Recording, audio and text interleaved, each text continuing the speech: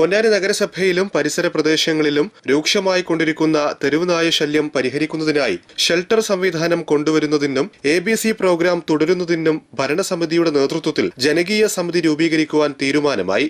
ഇതിന്റെ ഭാഗമായി ജനപ്രതിനിധികളെയും ബന്ധപ്പെട്ട ഉദ്യോഗസ്ഥരെയും ഉൾപ്പെടുത്തി മോണിറ്ററിംഗ് കമ്മിറ്റി രൂപീകരിച്ചു. നഗരസഭാ ചെയർപേഴ്സൺ CV സുധ ചെയർപേഴ്സണും senior veterinary surgeon Sheeja Vasu കൺവീനറുമായാണ് കമ്മിറ്റി. അടിയന്തര നഗരസഭാ കൌൺസിൽ യോഗത്തിലാണ് തീരുമാനം. കഴിഞ്ഞ ദിവസം തെരുവുനായ ആക്രമണത്തിൽ 20ഓളം പേർക്ക് കടിയേറ്റിരുന്നു. തെരുവുനായ ശല്യം കാരണം നഗരസഭയിലെ എല്ലാ പ്രദേശങ്ങളിലും ജനങ്ങൾ ഭയപ്പാടോടെയാണ് ജീവിക്കുന്നത്. കൂട്ടത്തോടെയാണ് നായ്ക്കളുടെ വിഹാരം. വീടുകൾക്ക് മുൻപിൽ വല കെട്ടിയാണ് നായശല്യത്തെ വീട്ടുടമകൾ പ്രതിരോധിക്കുന്നത്.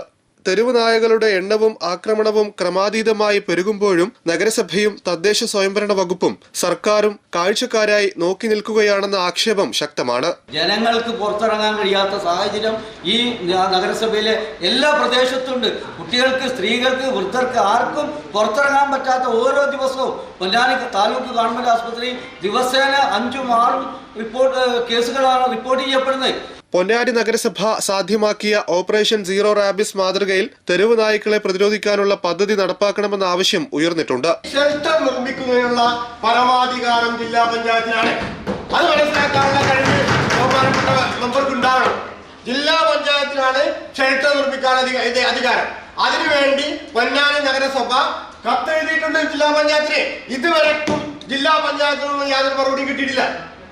വൈസ് ചെയർപേഴ്സൺ CP സക്കീർ, സ്ഥിരം സമിതി അധ്യക്ഷന്മാരായ TK Mashood, T Haseena, Shanilkumar, Reena Prakashan, Saudamini teacher, കൌൺസിലർമാരായ P Shamsuddin, Jithin, Sadiq TK, Ashraf, K Jayaprakash, Sreekala Chandran, Muneeb, Ilyas Moosa, Soudabi, Lincy, നഗരസഭാ സെക്രട്ടറി സജിറൂൺ എന്നിവരെ മോണിറ്ററിംഗ് സമിതി അംഗങ്ങളായി തെരഞ്ഞെടുത്തു.